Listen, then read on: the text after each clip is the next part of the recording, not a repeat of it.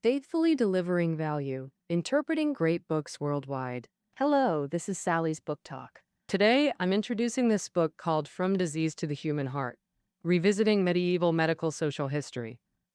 Well, the author is Professor Yu Gangzi from Shanxi Normal University. Before we start, I want to emphasize that this book observes and studies the history of traditional Chinese medicine, aiming to objectively present its development, not to blindly promote it.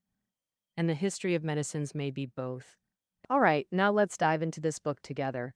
First, look at the subtitle, Revisiting Medieval Medical Social History. The author focuses on the medieval period, spanning over 700 years between the Han and Song dynasties, while touching on some medical phenomena from the Song, Ming, and Qing eras. The reason for focusing on the medieval period is that the author sees a key feature. Printing wasn't widespread, books were scarce, so only the elite could read.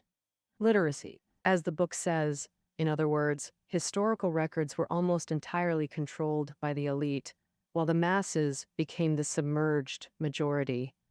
If the elite spoke for everyone in politics, history, or culture, it might be somewhat acceptable.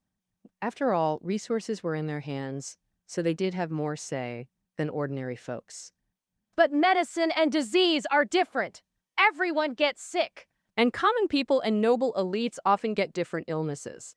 So, letting the elites speak for commoners here, the bias isn't minor at all. For example, historian Li Yanji found that top causes of death in the Tang dynasty were cerebrovascular diseases, infectious sores, and ulcers, meaning skin issues like trauma ulcers, and death from immortality drugs. Hearing these four diseases, we can already sense the absurdity. The top-ranked cerebrovascular disease was basically a rich man's illness. Commoners eating coarse grains rarely got it. The fourth-ranked death from immortality drugs is even more ridiculous. Back then, commoners were lucky to eat enough. How could they afford immortality drugs? So why did Li Yanji reach this conclusion? That's because his data came from Tang Dynasty historical documents and epitaphs. You see, in medieval times, anyone who could write historical works or have an epitaph was basically part of the elite class. So obviously, elite records only show the elite's situation and hardly represent the whole Tang Dynasty's reality. Also, another key issue. Physicians had very low social status back then, like the famous writer Han Yu said On Teachers, shamans, doctors, musicians, and artisans weren't respected by gentlemen. In other words, doctors had the same status as artisans. In the scholar, farmer, artisan, merchant hierarchy, artisans were second to last, showing how lowly they were. But the gentlemen do not respect them. Attitude in the latter part is even clear. It means looking down on doctors. So it's easy to imagine medieval elites couldn't describe medical conditions objectively or fairly. Thus, the author argues that focusing only on elite or official sources for medieval medical history leads to conclusions far from ordinary people and full of bias, highlighting this book's key feature: breaking discourse power imbalance. To restore medieval medicine's true picture, the author studied scattered folk sources, seeking real info close to commoners to escape elite monopoly and present a more authentic history. All right, now let's dive into the author's findings. The book From Disease to the Human Heart covers three main points. 1. TCM's three stages of development. 2. TCM's three characteristics. 3. Is TCM science or superstition? First, let's discuss TCM's three stages.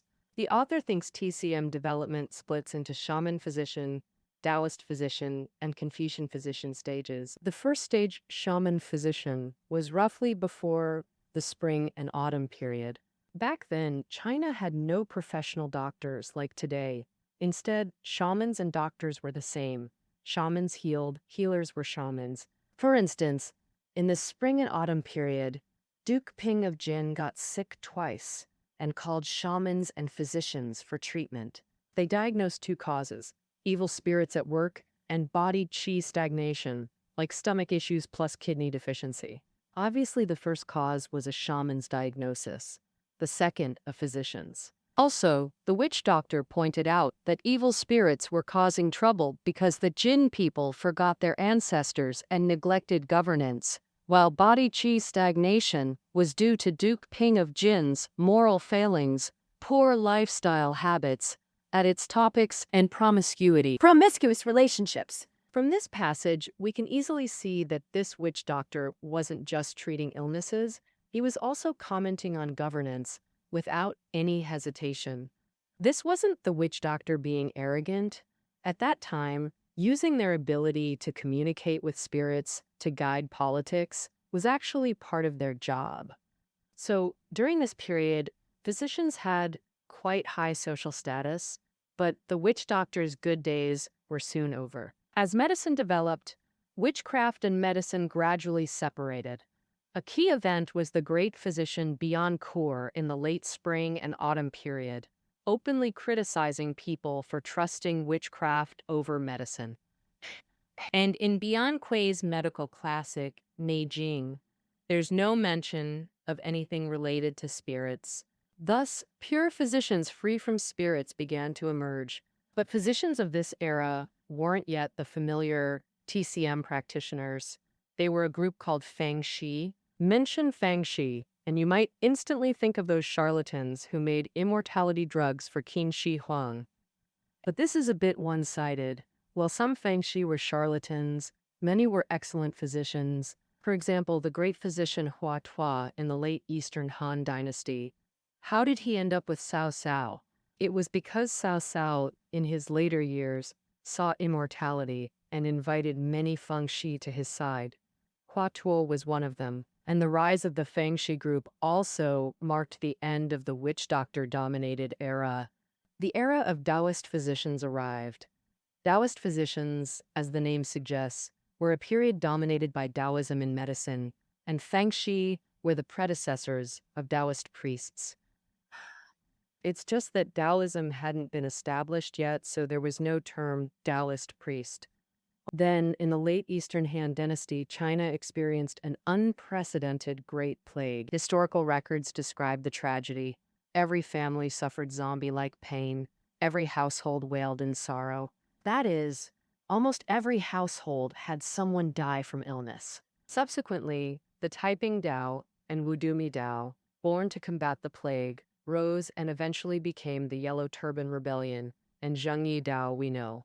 And both these organizations were precursors to Taoism.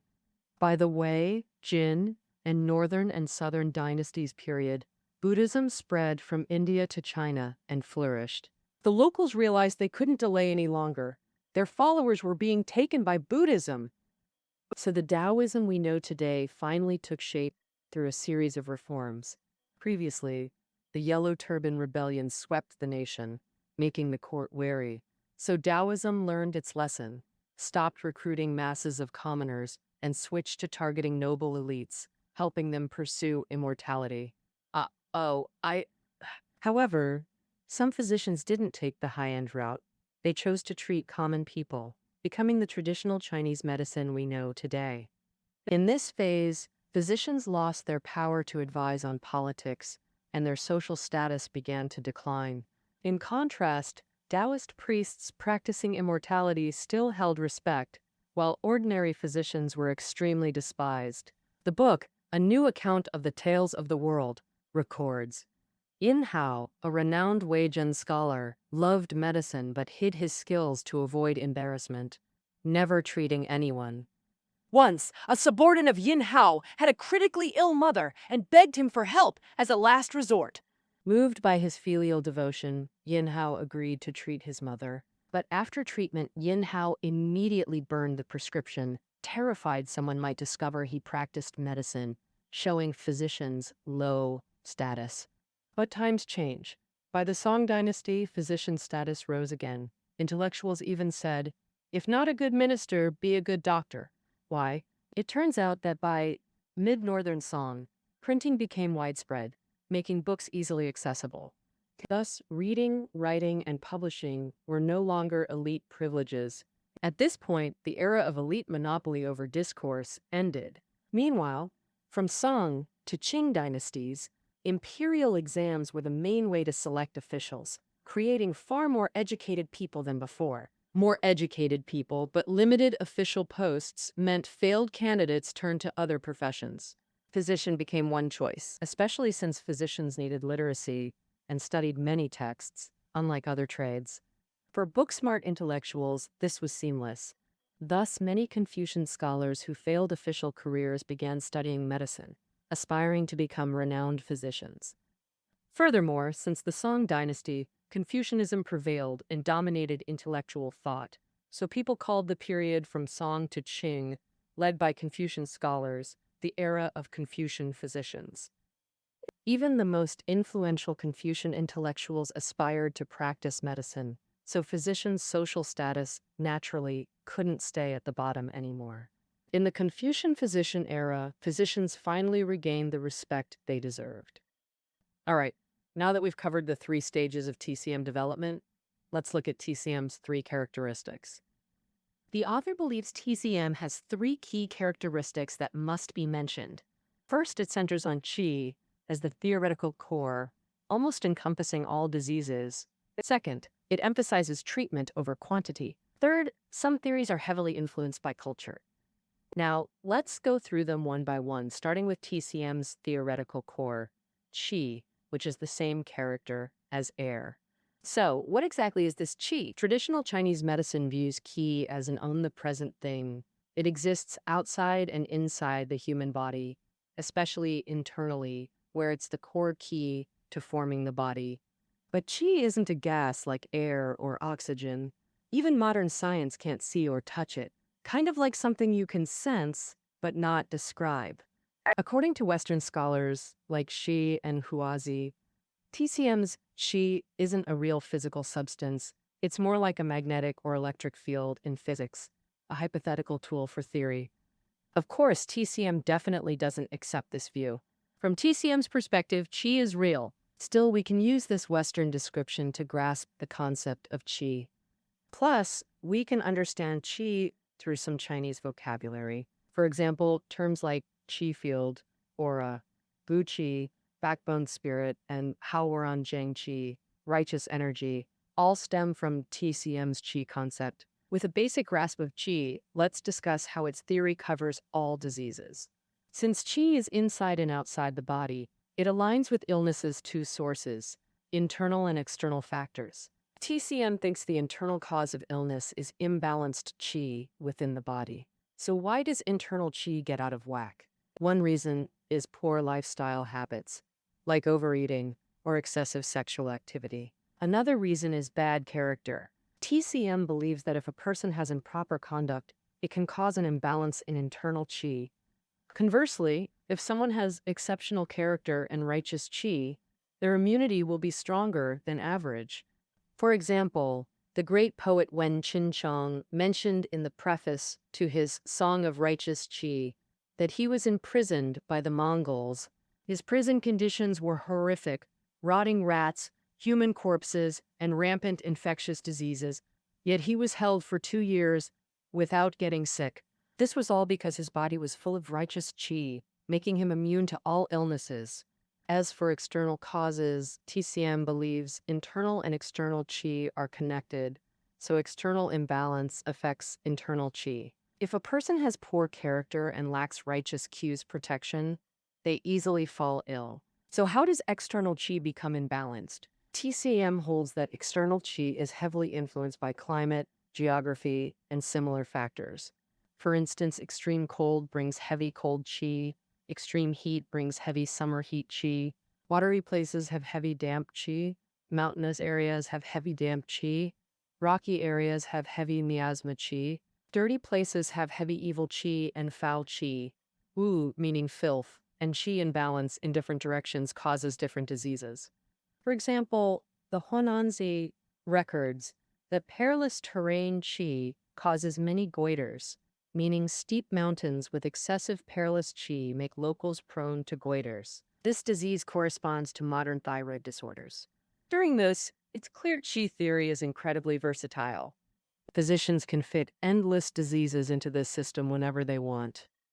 This explains why TCM has seen little innovation despite Western medicine's revolutionary advances over millennia. With new discoveries, Western medicine typically expands or revises its knowledge system after research. But TCM usually just stuffs them into the Qi framework, without seeking new explanations, breakthroughs, or treatments. Of course, Qi theory has significant advantages, like emphasizing holism. TCM treatment focuses on overall health and harmony, rarely just treating symptoms locally. Even with headaches, stomach pain, and angina simultaneously, you don't need multiple doctors. One experienced TCM practitioner can comprehensively address all issues. This leads to TCM's second trait, personalized care, quality over quantity. If you've seen a TCM doctor, you might notice that even for the same illness, with patients of similar gender, age, physique, condition, and symptoms, the prescriptions or treatment plans can vary. This is a point critics of TCM often attack, arguing it's not standardized or consistent. Actually, this is mainly because TCM and Western medicine have different goals. Western medicine pursues maximizing overall efficiency, so Western medicine centers on the disease. From minor colds and fevers to major injuries and cancer, each illness has a standardized treatment process, like an assembly line. And, say, that's why a doctor can see many patients a day, and if another doctor takes over, they can seamlessly continue.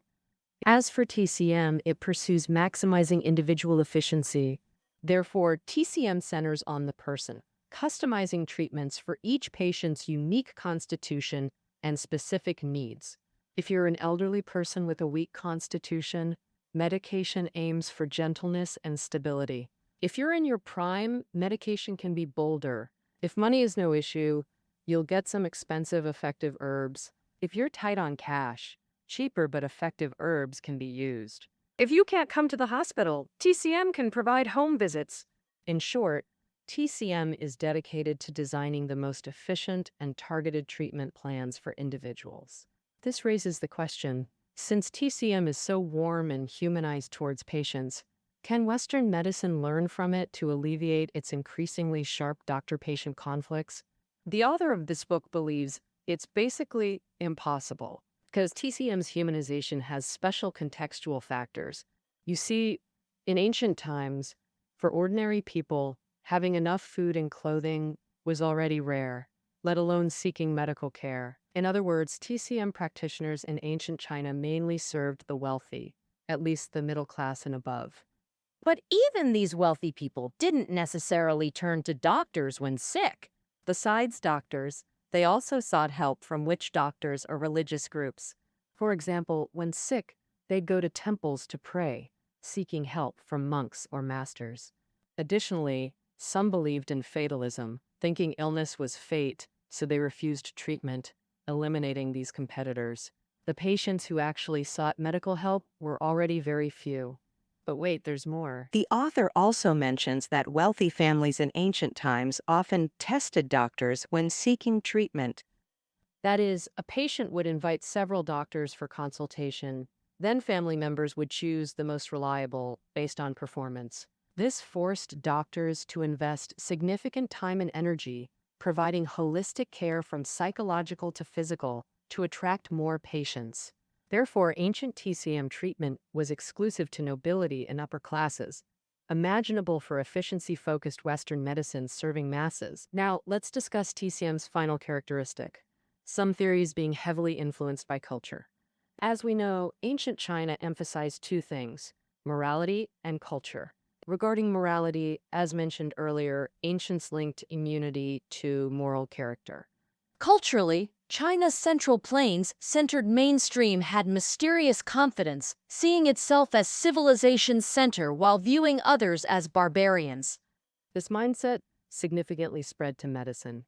The clearest example is ancient descriptions of southern regions, uncivilized, miasma-filled, humid, hot, with minority women practicing gu sorcery. But the author's research shows miasma and ghee poison weren't fixed geographically. They moved, historically, in fascinating patterns. Essentially, once a region joined mainstream culture, miasma god disappeared. If kicked out, they reappeared. For example, during Qin Han dynasties, the entire south was considered undeveloped. Northerners believed all southern regions below Qinling Mountains, High River, were shrouded in miasma. But by Sui Tang dynasties, miasma retreated south of Yangtze River, meaning miasma disappeared between Qinling, Dash, Hualien, and Yangtze. Why? If familiar with history, you might recall the Wuhu uprising ending Western Jin and An Lashan rebellion in mid-Tang, both causing massive elite migration south. The southern regions were thus vigorously developed. Over time, areas north of the Yangtze, once seen as wild miasma lands, entered mainstream culture, so naturally nobody mentioned miasma anymore. By Ming-Qing times, miasma quietly retreated from south of Yangtze to further southern regions like Guangdong, Guangxi, Yunnan, and Guizhou. You might recall late Northern Song when Jim invaders captured Bianjing, forcing the court south in the Jianyan migration, starting intensive development of Jiangnan. By Ming-Qing, Jiangnan had long joined mainstream culture, shedding its wild miasma stigma. But where some rejoiced, others worried. As Jinan rose, northwest Guangzhou region declined. Guangzhou hosted Qin, Han, Sui, Tang capitals, once core of mainstream culture. But post-Song, Guangzhou's economic and cultural decline made it the western frontier in Ming-Qing minds. Ming scholar Xu Yingqiu wrote in Yuji Tong Tonghui, Gu poison exists in Fujian, Guangdong, Yunnan Guizhou, Guangzhou, Yan Sui Lin Tao, though methods differ, meaning former cultural center Guangzhou was expelled from mainstream culture, becoming Gu poison wilderness. Now we understand. Miasma and Gu poison had geographical elements, but were mostly discrimination by discourse holding mainstream culture. Cultural discrimination against peripheral groups. All right, finally, let's discuss. Is TCM science or superstition? Modern times made Western medicine mainstream. Traditional TCM declined, trapped proving its scientific validity under pressure. Science-backed Western medicine constantly questions, is TCM science or superstition? Actually, this doubt isn't surprising. TCM always had the medicine and witchcraft are one family saying. TCM's core theories permeate with Yin-Yang or Five Elements, inevitably linking it to feudal superstition. Thus, TCM opponents seize this to condemn it as superstitious pseudoscience, forcing defenders into scientific validation loops. Scholars proving TCM scientific fall into three camps. First, forcing unscientific parts into science. For example, labeling shamanic therapies in early TCM as psychotherapy or placebos. Second, removing unscientific elements from TCM's scope, denying they belong, like the shamanic therapies just mentioned. Third, the confidence rebuilding camp. Scholars stop wrestling with shamanism or yin-yang theory, instead diving into historical texts, seeking evidence of TCM's scientific advances to counter Western medicine's dominance. Huatuo's surgical procedures are one such evidence they found. As known, China had surgical operations during Huatuo's era. Unofficial histories even claim Huatuo proposed trepanation to treat Cao Cao's migraines.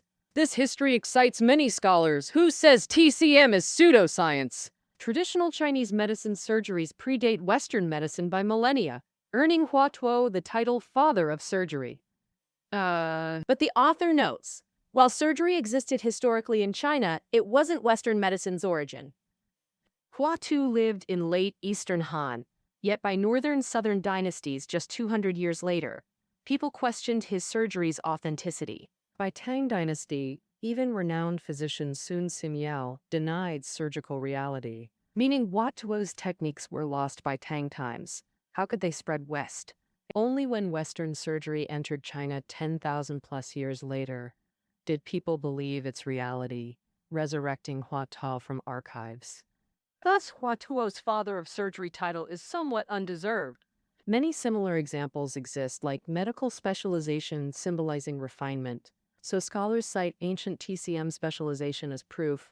Similarly, pharmacopoeias mark standardized medication in Western medicine. Then scholars point to Tang's newly revised Materia Medica as the world's first pharmacopoeia. But all such cases, like Huato's surgery, forcibly defend TCM's dignity. No need to detail here. The key point. The author believes both TCM supporters and opponents now judge it solely by scientific standards. Science is Western medicine's rule, meaning both sides essentially acknowledge Western medicine's dominance and TCM's subordinate position. The author points out this isn't a healthy or positive direction. Proving scientific validity shouldn't be TCM history's primary research focus. As mentioned earlier, TCM originated from witchcraft and later merged with Taoism. Additionally, it was influenced by Buddhism to some extent. Thus, TCM never shook off mystical culture's influence. You could say it is mystical culture itself. At this point, the author's stance is clear. He believes TCM doesn't belong to science's domain and naturally needn't prove itself scientifically. Demanding CCM prove science is like demanding literature or philosophy do so. Comparing Chao Shuiqin to Descartes is absurd. So, the author urges scholars to escape this validation loop. Stop fragmenting TCM history or taking it out of context. He hopes scholars refocus on TCM's essence, recognize its unique path, and objectively restore or present it closer to healthy historical research. All right, that covers most of the book. Now let's summarize. The author believes studying medical or disease history is a superb window into humanity, society, and human nature. Facing life, death, human hypocrisy fades. Ideas, culture, systems, and survival are all shaped by this force. For example, the late Eastern Han Plague accelerated the dynasty's fall and spurred the Wei Jin free-spirited ethos. Medieval Europe's plague sparked the Renaissance and propelled modern Europe's rise. Indeed, nothing shakes people and sparks change like life or death. Hence, the author says disease impacts human history more profoundly than many factors. Or more bluntly, it shapes human hearts. That concludes From Disease to the Human Heart, Revisiting Medieval Medical Social History. Reading notes are below the audio. See you next time.